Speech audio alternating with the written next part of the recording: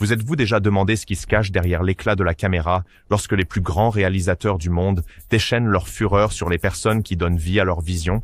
De l'obsession de 127 prises de Kubrick dans The Shining au navire à vapeur de 320 tonnes tiré par Herzog sur une colline, ces légendes ont transformé les plateaux en cocottes minutes de peur, d'épuisement et de véritables dangers. Rejoignez-nous alors que nous levons le rideau sur 20 génies du cinéma dont la colère a à jamais marqué les équipes. Stanley Kubrick, la tyrannie du perfectionniste. Sur un plateau sonore conçu pour ressembler à l'Overlook Hotel du Colorado, Stanley Kubrick a transformé The Shining en un marathon implacable de précision. Tournant en 70 mm au studio EME Elstree pendant 5 mois, il organisait régulièrement 40 prises de vue par jour, là où la plupart des réalisateurs se contenteraient d'une douzaine, et examinaient chaque scintillement de lumière. Son obsession a atteint son paroxysme pendant la scène de crise de Shelley Duvall avec Here's Johnny.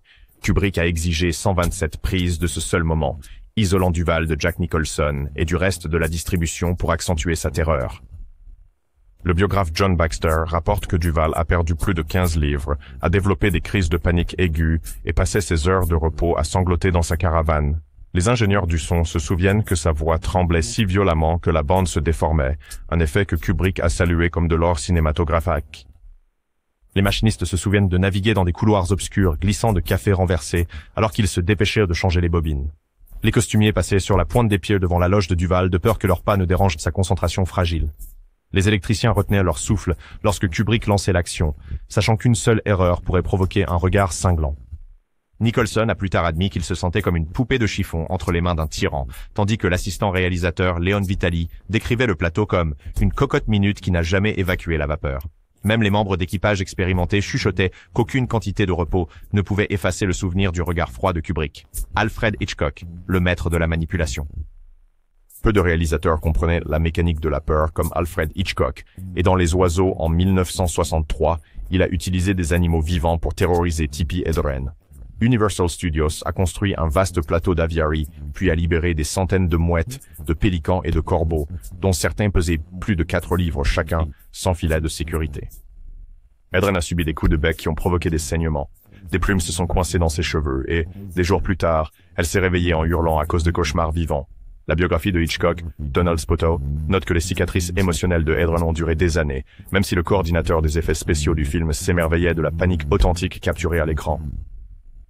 Hors du plateau, Hitchcock a perfectionné les jeux psychologiques. Janet Leigh a découvert lors de Psycho en 1960 qu'il avait réécrit la scène de la douche à la dernière minute, la forçant à entrer dans un décor éclaboussé de sang avec peu d'avertissement. Kim Novak sur Vertigo en 1958 a passé 3 jours enfermé dans un faux appartement de San Francisco, privé de contact humain pour accentuer le sentiment d'isolement de son personnage.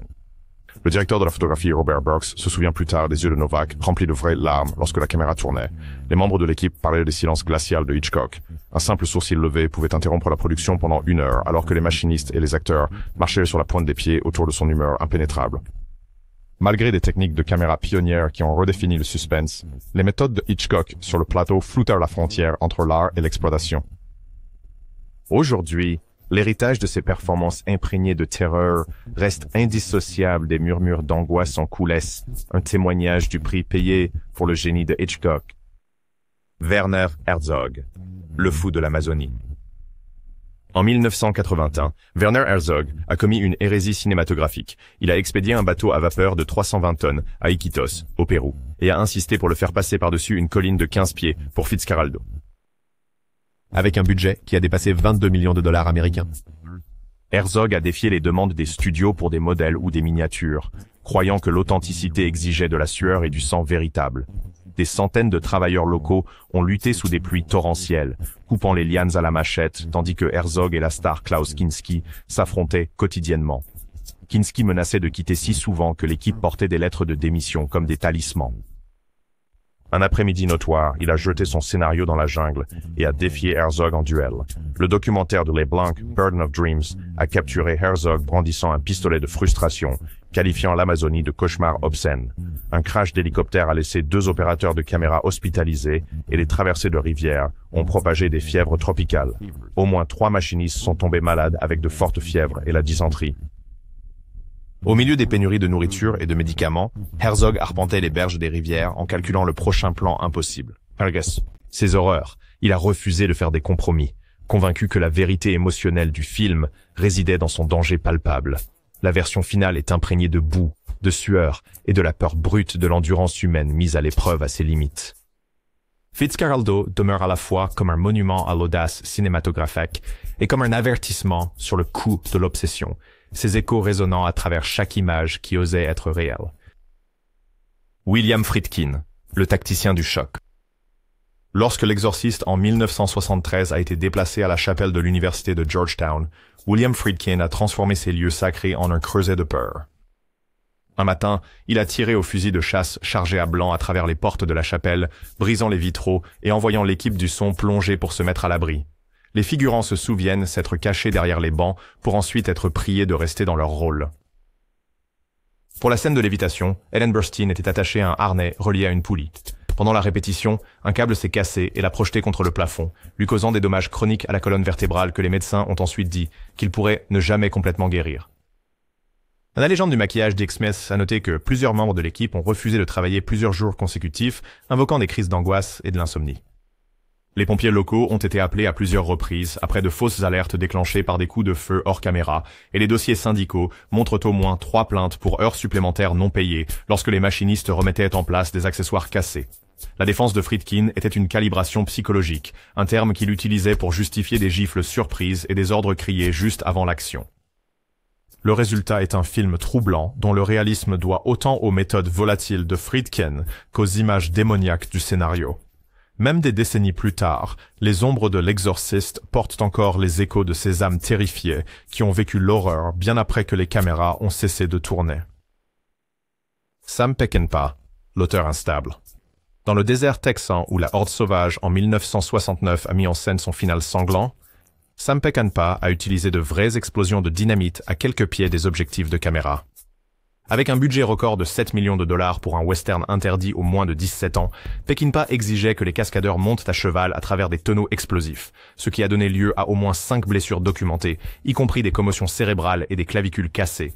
Une chute presque fatale a laissé un cascadeur hospitalisé, les médecins qualifiant sa survie de miraculeuse. Les tirades enflammées de Peckinpah à midi, alimentées par le whisky, étaient légendaires. Il faisait irruption dans la remorque de maquillage, réprimandait les artistes pour un coup de pinceau mal placé, puis retournait titubant sur le plateau en marmonnant sur la trahison artistique. Le journal de l'assistant réalisateur Frank Arrigo rapporte un jour où Peckinpah a renvoyé tout le département des accessoires pour ne pas avoir anticipé une charge défectueuse, pour les réembaucher 1 heure plus tard sous la menace de les remplacer.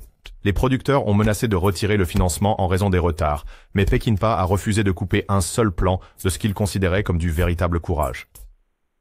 Lorsque la version finale a été présentée en première, les spectateurs ont assisté à une symphonie opératique de violence. Pourtant, derrière chaque éclaboussure de sang se cachait un bleu sur le corps de quelqu'un, et le souvenir d'un réalisateur qui croyait que l'authenticité ne pouvait être forgée que par un danger vécu. Otto Preminger, le tyran de l'ancien Hollywood. Sur un plateau animé de Paramount Studios en 1958, les pas d'Otto Preminger résonnaient comme un rythme de tambour, annonçant des nuages d'orage imminents. Armé d'une voix tonitruante et d'une réputation pour aborder des sujets tabous, le viol dans Autopsie d'un meurtre en 1959 et le suicide adolescent dans Bonjour, Tristesse en 1958, il gouvernait chaque centimètre de ses plateaux avec une précision de fer. Un matin d'octobre, Jean Seberg arriva en s'attendant à une répétition calme. Au lieu de cela, Preminger déchaîna une torrent d'insultes, si féroce qu'elle s'enfuit dans sa loge, les larmes coulant sur son visage. Les membres de l'équipe racontèrent plus tard comment les techniciens du son s'étaient figés en plein tournage, les microphones pendant alors que la rage de Preminger résonnait à travers le plateau sonore. Il insistait sur des reprises interminables, exigeant souvent 50 répétitions ou plus d'une seule prise de marche et de parole. Les superviseurs de script murmuraient des pages arrachées au script, des dialogues que Preminger considérait comme sentimentaux étaient mis de côté sans avertissement. Sur The Moon is Blue en 1953, Malcolm McDowell se souvient de la façon dont la critique de Preminger a détruit son bravado. Après 10 prises, Preminger a arrêté la scène et a donné une leçon sur l'honnêteté émotionnelle, si cinglante que McDowell s'est retrouvé à remettre en question son propre talent. Pendant ce temps, les directeurs de la photographie ont rapporté des maux de tête à cause du regard perçant de Preminger et au moins 2 équipes d'éclairage ont quitté en plein milieu de la production, invoquant l'épuisement mental. Les archives syndicales de la fin de 1958 montrent une augmentation des plaintes pour heures supplémentaires, alors que machinistes et électriciens travaillaient tard dans la nuit pour reconstruire les décors pour une prise de plus. Les costumiers faisaient des doubles services pour réparer les costumes après que Preminger ait donné les a déclarés froissés ou inexacts en un instant. Malgré, ou peut-être à cause de, ces mesures extrêmes, Anatomy of a Murder a obtenu 7 nominations aux Oscars et les critiques ont loué son réalisme sans compromis. Pourtant, derrière les louanges, l'I.A.7 était rempli de nerfs à vif et d'ego meurtris, témoignant de la conviction de Preminger que le chemin vers la vérité cinématographique était pavé d'intimidation plutôt que de collaboration. Orson Welles, la volatilité du visionnaire. Un seul projecteur sur le plateau de RKO en 1940 a suffi à Orson Welles pour transformer l'immense studio en son atelier personnel de merveille et de terreur. Avec Citizen Kane en 1941, Welles visait à briser les conventions d'Hollywood, exigeant une cinématographie en profondeur et des mouvements de caméra élaborés qui défiaient la technologie des années 1940. Le directeur de la photographie Greg Toland se souvenait des nuits passées à soulever des caméras de 400 livres sur des grues glissantes par la pluie, tandis que Welles arpentait au-dessus, aboyant des ajustements précis jusqu'à ce que chaque ombre corresponde à sa vision. Le tempérament de Welles était aussi légendaire que sa créativité. Lorsqu'un machiniste se trompait de quelques centimètres avec une voix de travelling, Welles jetait son script à travers le plateau, arrêtant la production pendant des heures, tandis que les éclairagistes recomposaient l'éclairage en silence. Il réécrivait les dialogues sur des serviettes en papier et courait entre les plateaux pour livrer de nouvelles répliques, obligeant les acteurs à mémoriser du texte frais en quelques minutes. Les dirigeants du studio, alarmés par l'escalade des coûts, Kane dépassant finalement de 25% son budget de $840 000, menacèrent de retirer le financement. En réponse, Welles organisa un coup de théâtre à minuit. Il mit le feu à une scène miniature sans en informer les pompiers, capturant la véritable panique sur pellicule, mais recevant de sévères réprimandes hors caméra. Malgré ses tactiques provoquant le chaos, Citizen Kane a émergé comme un tournant dans le langage cinématographique, avec ses visuels complexes nés des exigences intransigeantes de Welles. Pourtant, les conséquences furent amères. Welles se heurta à RKO au sujet des droits de Final Cut, une bataille qui vit le studio couper des scènes cruciales et ternir la réputation de Welles. Étiqueté ingérable, il s'est retrouvé exilé du système des studios d'Hollywood, son génie éclipsé par le souvenir de la fureur qu'il avait déchaînée dans la poursuite de l'art. Francis Ford Coppola, le génie démoniaque. Dans les jungles humides de Luzon, aux Philippines, Apocalypse Now de Francis Ford Coppola en 1979 est devenu un cauchemar de production digne de son propre film. Ce qui avait commencé comme un projet de $12 millions a gonflé à plus de $30 millions, alors que les typhons détruisaient les décors et que les cauchemars logistiques s'accumulaient. Des figurants dormaient dans des tentes inondées, serrant des caméras sous les pluies de mousson, tandis que les générateurs issus de surplus militaires crépitaient sous le poids de l'ambition de Coppola. Au jour 23, Martin Sheen s'est effondré, victime d'une crise cardiaque dans son bunker.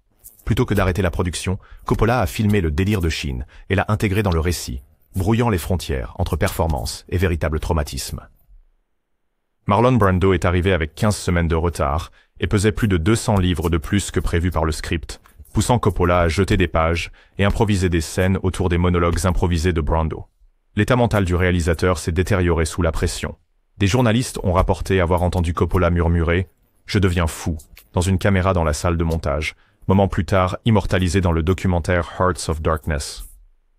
Les figurants se souviennent du bourdonnement constant de la tension. Les villageois locaux, enrôlés comme acteurs, regardaient les membres de l'équipe avec méfiance, incertains de savoir si les explosions étaient prévues dans le scénario ou réelles. Lorsque la fumée se dissipa, Apocalypse Now fut présenté en première et acclamé par la critique, ses visuels hallucinatoires et sa dissidence morale capturant l'air du temps d'une Amérique post-Vietnam.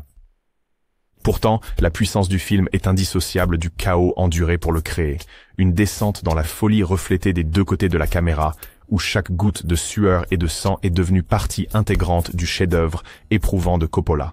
Terry Gilliam, le perfectionniste anarchique. Au moment où Brasil, 1985, est arrivé au studio de Pinewood, les dirigeants de Warner Bros. Étaient en révolte ouverte. Le budget avait doublé et Terry Gilliam refusait de compromettre un seul détail bureaucratique. Il avait transformé le plateau en un labyrinthe kafkaïen, avec des tuyaux évacuant la vapeur, d'interminables rangées de classeurs et des masques grotesques bordant chaque couloir. Les monteurs ont rapporté que Gilliam apparaissait à 2 heures du matin avec des notes griffonnées, exigeant des recoupages immédiats. Il arpentait la salle de montage, brandissant des piles de pages manuscrites jusqu'à ce que sa vision soit réalisée. Sur le plateau, les tournages marathons étaient la norme. Une seule séquence dans le hall du ministère de l'Information a pris 72 heures d'affilée, sans pause prévue pour manger ou dormir. Les équipes de machinistes ont travaillé sous une chaleur accablante, avec des équipements d'éclairage oppressants, et les dossiers syndicaux montrent plusieurs plaintes déposées pour heures supplémentaires non payées, lorsque les avocats du studio ont menacé recurring tournitures.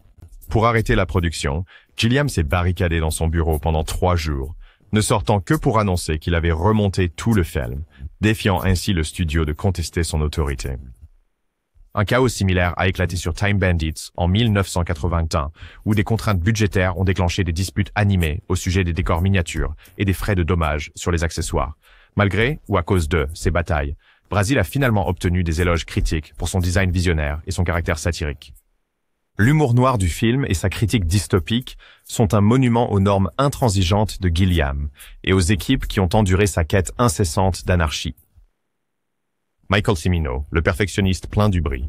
En 1979, Michael Cimino a convaincu United Artists de soutenir Heaven's Gate en 1980 avec un budget sans précédent de 44 millions de dollars, promettant un western épique à rivaliser avec n'importe lequel dans l'histoire. De véritables bâtiments ont surgi sur place, 3000 costumes authentiques ont été confectionnés et des centaines de chevaux ont été acquis à grands frais. Pourtant, la mégalomanie de Cimino a transformé le tournage en une saga d'excès. Il exigeait 40 prises pour une seule scène de carrosse en mouvement, réprimandant les machinistes pour un seul grain de terre déplacé. Les figurants ont enduré des journées de 12 heures sous une chaleur de 100 degrés Fahrenheit, pour que Cimino rejette les prises et demande des reshoots à l'aube. Les journaux de production révèlent des dépassements quotidiens de 100 000 $, incitant les dirigeants de UA à descendre sur le plateau, acte que Cimino a accueilli avec un mépris ouvert, organisant un simulacre de procès des dirigeants du studio dans sa caravane. Lorsque le film a finalement été présenté, il a été critiqué par les critiques et le public, rapportant seulement 3 millions de dollars dans son premier mois. Le désastre financier a conduit à la faillite de United Artists et a effectivement mis fin à la carrière de Cimino. Les membres de l'équipe se souviennent du tournage comme d'un désastre au ralenti, où l'ambition éclipsait toute préoccupation pour la sécurité, les calendriers ou la santé mentale. Pourtant, même au milieu des débris de sa chute, l'insistance de Cimino sur l'authenticité a offert des panoramas saisissants et des détails d'époque méticuleux, des images qui perdurent longtemps après que la légende de l'effondrement du film ait disparu. John Ford, le sadique au chapeau de cowboy. Une rafale de vent solitaire balaya Monument Valley, emportant la poussière et la tension d'un plateau sous la férule de John Ford. Dans Stagecoach de 1939 et à nouveau dans The Searchers de 1956, Ford a transformé les Red Rock Buttes en un terrain d'épreuve, tant pour les acteurs que pour l'équipe. Les figurants se comptaient par centaines, les costumiers par dizaines, et chaque technicien ressentait le poids du regard de Ford avant même qu'une seule image ne soit tournée. Par un après-midi étouffant, Ford ordonna à un jeune assistant réalisateur de monter un cheval nerveux à travers le lit asséché d'une rivière. Quand l'homme hésita, Ford rugit. « Maîtrise les talons ou quitte mon plateau !» Une explosion de colère qui réduisit l'assistant en larmes. Ce même jour, des camions de machinistes restaient au ralenti sous le soleil, tandis que Ford réprimandait l'équipe d'éclairage pour une seule lampe manquante, puis les réembauchait sur le champ avec la condition qu'ils travaillent toute la nuit sans paiement d'heures supplémentaires. Maureen O'Hara, l'actrice principale fréquente de Ford, est plus tard raconté le jour où il l'a qualifiée de choutre au mur devant la distribution et l'équipe, puis l'a ignorée pendant des heures, jusqu'à ce qu'elle craque. Le biographe Tag Gallagher décrit comment les humiliations publiques de Ford étaient délibérées.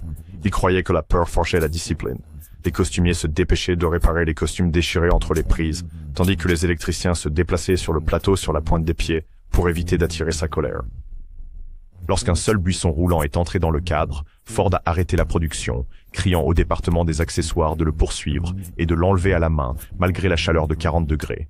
Les registres syndicaux de 1956 montrent plusieurs plaintes déposées par des machinistes pour des heures supplémentaires non payées, toutes liées à l'insistance de Ford sur l'authenticité jusqu'au dernier brin d'herbe. Malgré le coup physique et émotionnel, les images qu'il a capturées, des figures stoïques encadrées contre un ciel infini, sont devenues des icônes du genre western. Ces routes poussiéreuses et ces horizons balayés par le vent restent inséparables de la vision intransigeante de Ford, un héritage aussi durable que le roc rouge lui-même. Elia Kazan, le maître marionnettiste de la douleur. Un silence étrange s'abattait sur le plateau de tournage à la Nouvelle-Orléans chaque fois qu'Elia Kazan arrivait, script en main et regard à la recherche d'imperfection. Pendant le tournage d'un tramway nommé Désir en 1951, Kazan exploitait les difficultés connues de Vivien Leigh avec le trouble bipolaire, raccourcissant les pauses et forçant des prises répétées jusqu'à ce que sa voix tremble de véritable détresse. Lors d'une soirée tristement célèbre, Leigh réalisa 42 prises de son célèbre cri de Stella. À la fin, ses genoux fléchirent, et elle s'effondra dans les bras de Kazan, pleurant à la fois, dans et hors du personnage. Les membres de l'équipe chuchotaient que la dépression de Lei était en partie un témoignage de la masse, approche méthodique. Ils voyaient l'effondrement émotionnel comme la matière première de la performance. 2 ans plus tard, sur les quais en 1954, Kazan isola Marlon Brando de ses collègues acteurs, l'enfermant dans une caravane pendant plusieurs jours. Le résultat fut une authenticité dans la solitude de Brando, mais aussi un état mental fragile. Les assistants réalisateurs se souviennent de Brando arpentant à 3 heures du matin, serrant un revolver dans une main et le scénario dans l'autre. Les exigences de Kazan s'étendaient au-delà des acteurs. Il a interrompu le tournage pendant 1 heure, quand un électricien n'a pas accroché une lumière exactement à 15 pieds et 3 pouces au-dessus du sol, une mesure qu'il avait calculée lui-même pour capturer une ombre précise sur la joue de Brando. Plusieurs directeurs de la photographie ont refusé de travailler à nouveau avec Kazan, invoquant l'épuisement émotionnel. Et un machiniste a déposé une demande de congé médical après avoir développé une insomnie chronique. Malgré ces méthodes, les films de Kazan ont remporté de nombreux Oscars et ont à jamais changé la technique d'acteur, solidifiant le réalisme influencé par la méthode comme un pilier cinématographique. Ces manipulations ont produit des performances qui continuent de hanter les écrans, même si les souvenirs de sa cruauté sur le plateau se sont estompés dans le folklore hollywoodien. David Lean, le maître de fer. Sur les dunes balayées par le vent de Wadi Rum. En Jordanie, David Lean orchestrait des séquences pour Lawrence d'Arabie, qui était aussi impitoyable que le désert lui-même. Lean a insisté pour filmer au soleil de midi pour capturer des ombres nettes, ignorant les avertissements de l'équipe sur les coups de chaleur et la déshydratation. Un après-midi brûlant, Peter O'Toole s'est effondré avec des côtes fêlées après une séquence à cheval ordonnée, répétée 3 fois sur des sables mouvants. Les médecins, forcés de parcourir des kilomètres de terrain rocheux, arrivèrent pour trouver O'Toole conscient mais à peine capable de se tenir debout. En 1965, le perfectionnisme de Lean s'était déplacé vers le nord, dans l'Arctique finlandais, pour Dr. Jivago. Les températures chutaient en dessous de moins 20 degrés Fahrenheit. Pourtant Lean exigeait des champs de neige immaculés, rejetant toute prise de vue montrant des empreintes. Les figurants, vêtus de costumes d'époque inadaptés aux vents glaciaux, ont enduré des engelures sur la peau exposée. Un assistant costumier a souffert d'une main gelée, nécessitant une décongélation chirurgicale. Le silence caractéristique de Lean était aussi punitif que ses paroles. Le directeur de la photographie Freddie Young a raconté comment Lean restait immobile pendant 5 minutes après un désalignement de l'objectif, puis déchaînait un torrent de critiques qui résonnait à travers la plaine gelée. Le refus de Lean de faire des compromis a poussé les équipes à l'épuisement, mais a produit 2 des épopées les plus visuellement saisissantes de l'histoire du cinéma. Aujourd'hui, les panoramas grandioses et les compositions impeccables restent des témoignages de son regard intransigeant et des conditions éprouvantes auxquelles ses collaborateurs ont fait face pour réaliser sa vision. George Stevens, le tyran silencieux. Au milieu des champs de blé doré de Californie, George Stevens régnait dans un quasi-silence. Sa présence sombre, plus intimidante que n'importe quelle voix élevée. Sur Une place au soleil, Stevens renvoya 2 douzaines de membres de l'équipe pour des erreurs insignifiantes. Un machiniste pour une piste de dolly inégale, un autre pour un fond froissé. Chaque licenciement survenait sans avertissement, laissant charpentiers et électriciens abandonnés jusqu'à ce que des remplaçants puissent être appelés. Son insistance sur la vérité émotionnelle conduisait à des journées de silence total sur le plateau. Pas de musique, pas de radio, et même pas de chuchotement, obligeant tout le monde à se concentrer uniquement sur le storyboard de Stevens.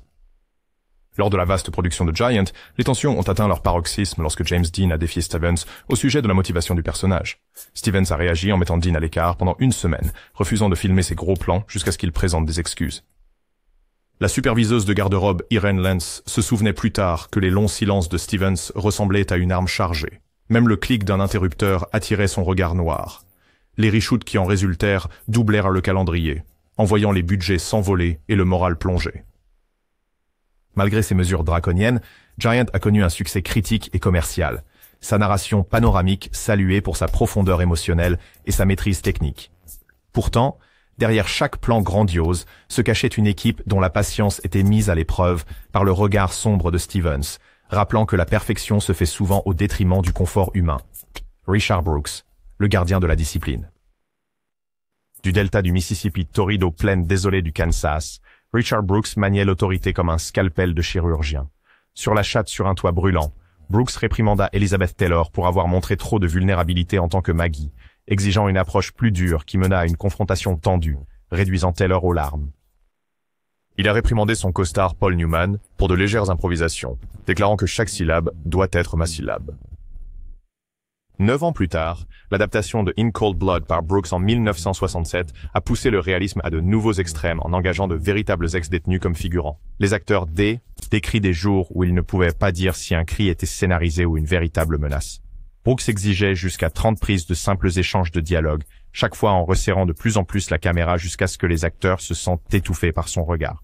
Dans la salle de montage, Brooks remontait les séquences pendant la nuit, arrivant à l'aube pour exiger de nouveaux montages, un cycle sans fin de création et de destruction.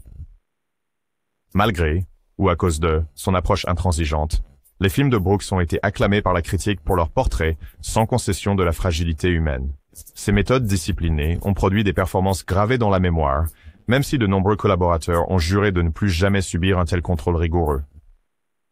Chaque image du travail de Brooks porte la marque de sa quête incessante d'authenticité, un témoignage d'un réalisateur qui mesurait l'art dans la monnaie de la discipline. D.W. Griffith, le péril du pionnier.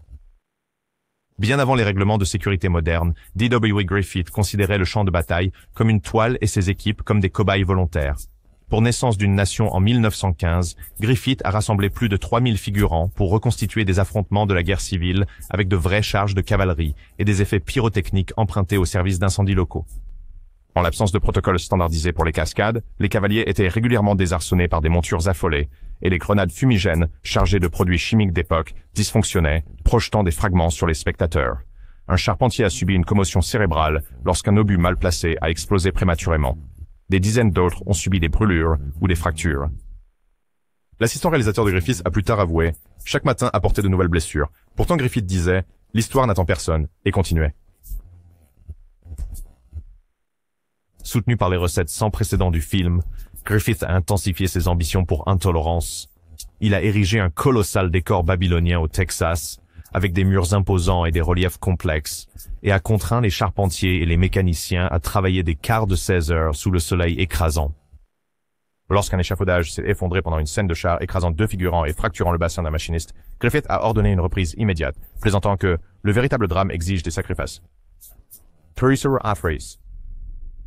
Des tentes médicales ont surgi à la périphérie du plateau, avec du personnel jour et nuit, mais Griffith a refusé d'arrêter la production, même si des ambulances arrivaient chaque nuit. Les départements de costumes se sont précipités pour réparer les tuniques déchirées entre les prises, tandis que les équipes techniques travaillaient à travers les tempêtes de poussière qui laissaient les machines encrassées et les objectifs voilés.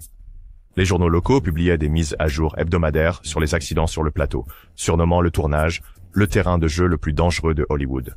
Malgré, ou à cause de, ces périls, les innovations de montage de Griffith et l'ampleur épique ont cimenté son statut de pionnier du cinéma. Ces films ont introduit une complexité narrative et un montage dynamique dans la réalisation de longs métrages, mais à un coût humain effarant. De nombreux membres de l'équipe ont quitté l'industrie, jurant de ne plus jamais recréer un autre grand spectacle. L'héritage de Griffith reste donc à la fois une pierre angulaire du cinéma et une mise en garde contre l'ambition, non tempérée par le souci du bien-être humain. Sergio Leone, le maestro du minimalisme. Sous le soleil brûlant d'Italie, Sergio Leone a sculpté la poussière et le silence en tension opératique. Pour « Il était une fois dans l'Ouest », il a choisi des plaines espagnoles reculées, où les températures dépassaient 110 degrés Fahrenheit et l'eau était rationnée. Les figurants jouant les villageois dormaient dans des tentes en toile qui fuyaient, leurs costumes trempés de sueur et de poussière. Les superviseurs des costumes retravaillaient les vêtements entre les prises pour préserver la longévité et l'authenticité du film. La direction de Leone était connue pour être économe en mots, mais généreuse en attentes. Il communiquait par des hochements de tête délibérés et des gestes précis, obligeant acteurs et équipes à déchiffrer sa vision lors de dizaines de répétitions silencieuses. Une séquence célèbre exigeait qu'Henry Fonda, dans le rôle d'un méchant glaçant, monte un cheval à travers une tempête de poussière fabriquée. Leone a demandé 5 prises complètes car la poussière devait tourbillonner comme des fantômes, obligeant l'animal et le cavalier à endurer des nuages étouffants et des vents brûlants. Les machinistes ont installé des ventilateurs industriels pour créer le tourbillon, mais Leone a rejeté les prises, où la queue du cheval manquait de dynamisme. Pendant ce temps, les techniciens du son ont lutté contre le bruit du vent qui a rendu plusieurs prises inutilisables, ce qui a poussé Leone à incorporer le rugissement dans la bande sonore du film, comme un hurlement d'un autre monde. Les équipes d'éclairage, privées d'abris ombragés, ont improvisé des réflecteurs à partir de feuilles d'aluminium, tandis que les opérateurs de caméras soulevaient des équipements Panavision sur un terrain rocheux pour des plans de suivi panoramique. Quand une pluie soudaine menaça de laver le sol minutieusement ratissé du plateau, Léon insista pour capturer le moment, ordonnant à l'équipe de filmer alors que la pluie transformait la poussière en bleu. Les images résultantes, un paysage urbain transformé par le climat et le temps est devenu emblématique de l'Ouest mythique de Léon. Le dialogue minimaliste de Léon et ses exigences maximalistes ont forgé une poésie visuelle qui a redéfini le western spaghetti. Son héritage durable réside dans l'immobilité épique de son tableau, chaque plan étant une toile de poussière cuite par le soleil et de menaces silencieuses, nées du labeur exténuant de ceux qui ont bravé les éléments pour donner vie à sa vision. Roman Polanski, l'auteur tendu. Dans les rues éclairées au néon du Los Angeles des années 1970, Roman Polanski a cultivé une atmosphère d'inquiétude qui imprègne chaque image de Chinatown.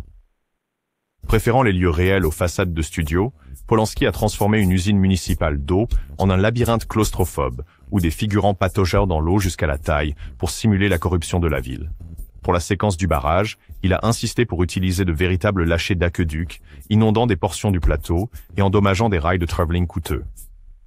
Les membres de l'équipe se démêlaient pour sauver les grues de caméra, souvent en train de patauger dans l'eau froide pendant des heures, tandis que les costumiers réparaient continuellement des costumes trempés pour maintenir la précision historique.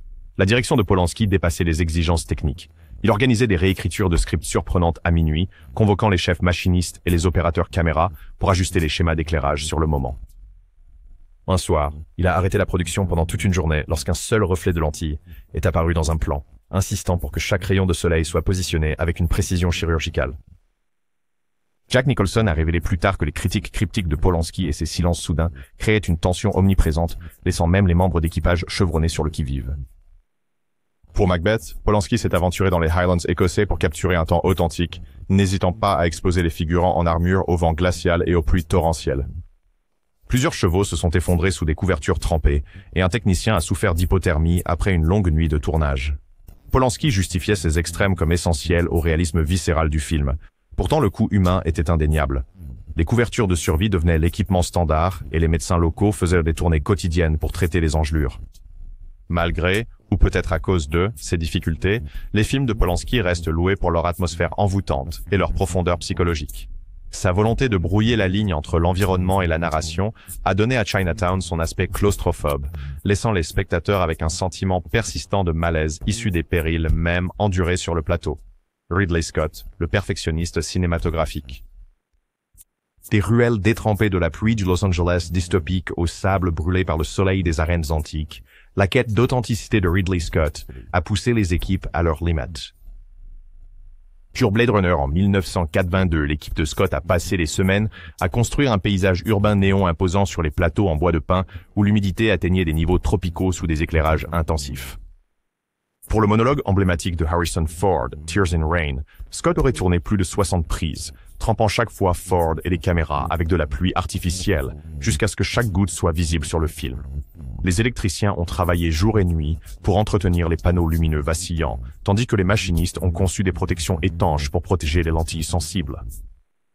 18 ans plus tard, Scott est revenu à l'échelle épique avec Gladiator en 2000, engageant 15 000 figurants pour remplir les gradins du Colisée. Pour évoquer la grandeur poussiéreuse de Rome, il a utilisé des ventilateurs industriels qui soulevaient de véritables tempêtes de poussière, forçant les figurants à protéger leurs yeux et à tousser à travers des nuages étouffants. Pendant une séquence de chars, une roue s'est détachée et a foncé vers la caméra. Scott a arrêté la production jusqu'à ce que les angles de gréement soient recalculés, un exercice qui a coûté au studio plus de 200 000 $ en un seul après-midi. Les coordinateurs de cascade et les responsables de la sécurité se sont dépêchés de réviser les protocoles, mais la quête incessante de réalisme de Scott laissait peu de place au compromis. Sur les deux films, les monteurs faisaient face à une pression quotidienne pour intégrer harmonieusement les effets pratiques avec les images de synthèse émergentes, tandis que Scott surveillait les rushs sur d'immenses murs vidéo.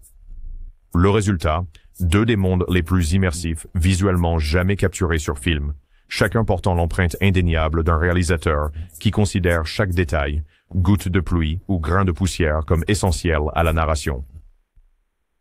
La grandeur cinématographique de Scott témoigne des équipes qui ont embrassé les extrêmes pour transporter les spectateurs à travers le temps et la réalité. David Fincher, le tyran numérique. Dans les limites stériles d'un plateau de tournage contemporain, la réputation de David Fincher pour le perfectionnisme a atteint des proportions quasi mythiques. Sur The Social Network, 2000 DAS, Fincher a poursuivi ce qu'il appelait le réalisme synthétique, exigeant jusqu'à 99 prises du témoignage de Jesse Eisenberg au tribunal pour capturer les inflexions les plus subtiles. Les acteurs ressortaient épuisés, leurs visages marqués par la fatigue, tandis que gris. Les machinistes et les assistants caméra ont perdu la notion du temps au milieu des redémarrages sans fin. Les monteurs étaient sur le plateau avec des ordinateurs portables, coupant les séquences en temps réel et incitant à des reshoots immédiats chaque fois qu'un simple mouvement de sourcil ne parvenait pas à exprimer une inquiétude authentique. La dépendance de Fincher à la surveillance numérique s'est étendue à The Girl with the Dragon Tattoo en 2011, où des banques de moniteurs calibrés en couleurs entouraient le plateau. Les directeurs de la photographie se trouvaient sous une surveillance constante, ajustant la composition des cadres et la température des couleurs entre chaque prise. Les équipes de machinerie ont été chargées de réajuster les installations d'éclairage si fréquemment que les dossiers syndicaux montrent de multiples plaintes au sujet des heures supplémentaires non payées. À une occasion, une seule scène a nécessité le repositionnement de 200 lumières pour obtenir la parfaite nuance de vert pour une séquence de flashback, une entreprise qui a pris tout un week-end. Malgré le rythme épuisant, les films de Fincher sont célébrés pour leur ton incisif et leur souci du détail méticuleux.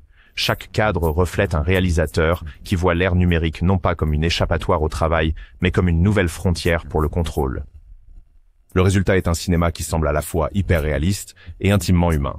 Un paradoxe né des efforts inlassables des équipes qui ont appris qu'avec Fincher, aucune prise de vue n'est jamais vraiment terminée tant qu'elle ne correspond pas à son standard exigeant. Voilà donc le côté sombre du génie, où l'art et l'agonie se rencontrent.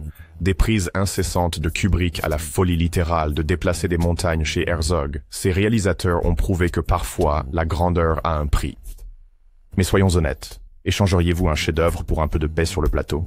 Si vous avez trouvé ces histoires aussi folles que nous, appuyez sur le pouce en l'air et abonnez-vous pour d'autres plongées dans les secrets les plus fous du cinéma et laissez un commentaire ci-dessous. Quel réalisateur redouteriez-vous le plus de confronter sur le plateau? Rappelez-vous, la frontière entre le génie et la folie est plus mince que vous ne le pensez. Restez curieux et à la prochaine fois.